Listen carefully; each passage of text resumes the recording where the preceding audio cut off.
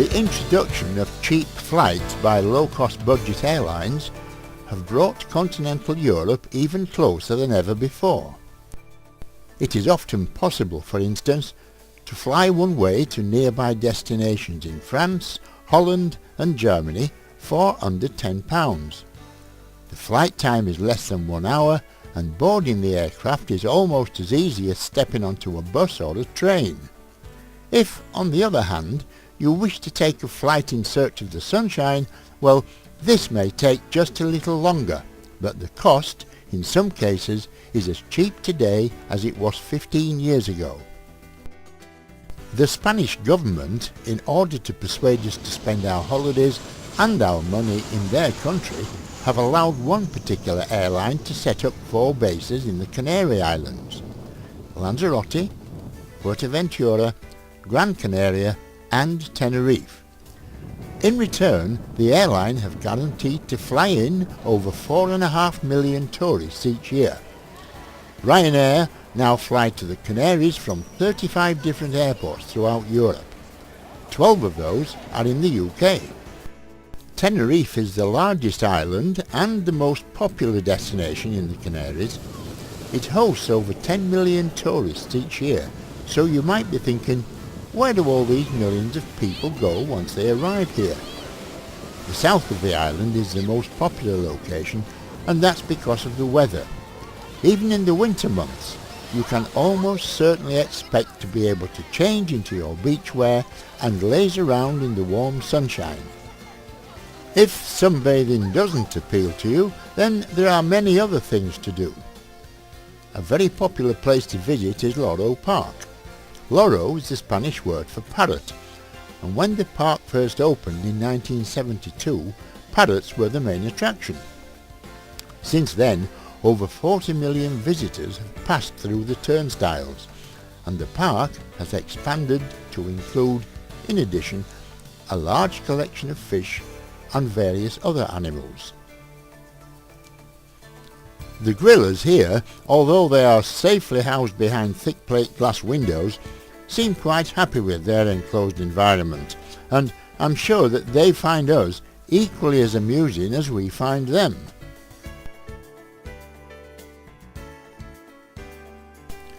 Black panthers, leopards, chimpanzees and marmosets all provide entertaining viewing for the thousands of onlookers. In another specially constructed enclosure, penguins live in a cold, icy environment, where even snow is artificially produced. The aquarium houses some very colourful exhibits, and some very large ones too.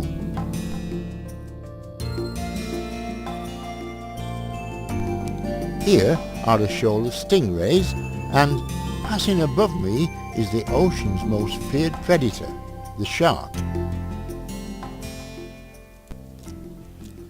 There are many shows which are staged several times each day. It's very hard to determine which is the most entertaining.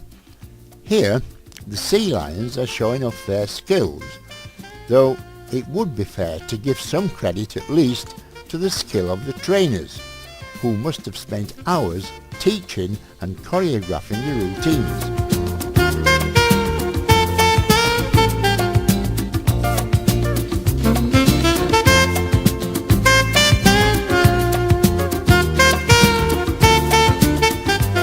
Dolphins are always a firm favourite, and this little girl doesn't seem to have any fear whatsoever, as a friendly dolphin pulls her small boat around the enclosure, while the rest of the shoal keep a close eye on her from above.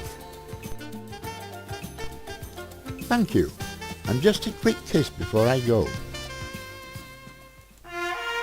In 2006, the latest addition to the park's attractions was Orca Ocean. This massive enclosure is home to 4 adult killer whales.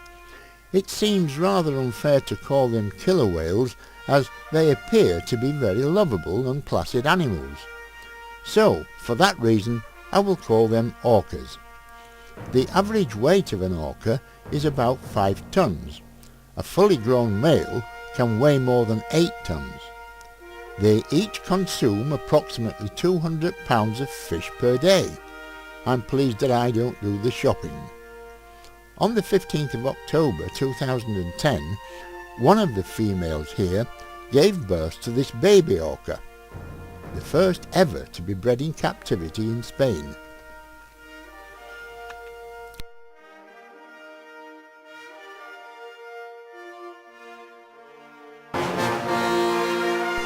The year 2010 saw the opening of another new attraction, this time in the south of Tenerife.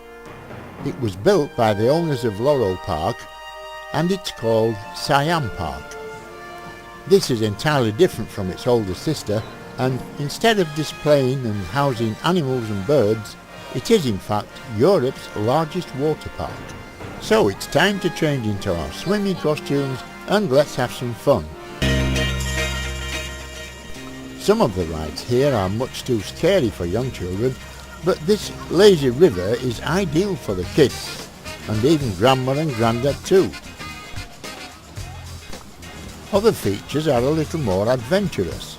This giant slide is a kamikaze ride called the Tower of Power. First, you are dropped down an almost vertical water chute, which in turn propels you through this transparent tube, and then spits you out the other end to an awaiting gathering of cheering spectators.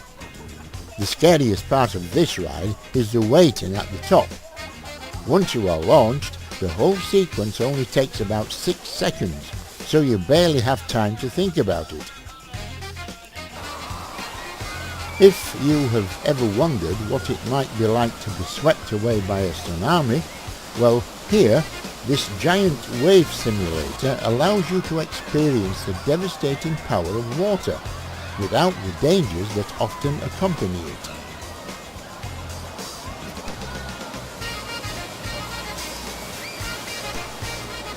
There's a special play area for the kids called Lost City. Here the children enjoy playing among many different water features while the parents are nearby to keep a close eye on them. This giant bucket fills with water, then empties itself about every 5 minutes. Some of the kids are not too happy about all the water at first, but it doesn't take them long before they are all joining in and having fun together.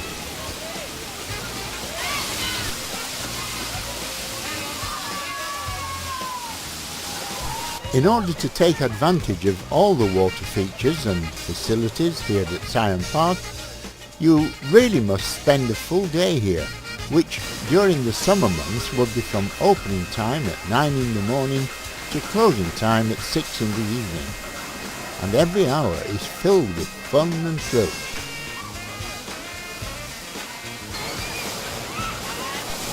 Just before we leave, seems like a good opportunity for a family photo. So everyone say cheese. A perfect end to a perfect day. The end of our holiday meant an early start to the day in order to connect with an early flight departure. It's 4 o'clock in the morning and no one is feeling particularly happy. The moon is full, and as we say our goodbyes, we are ready to leave the island behind. But the memories will stay with us for many years.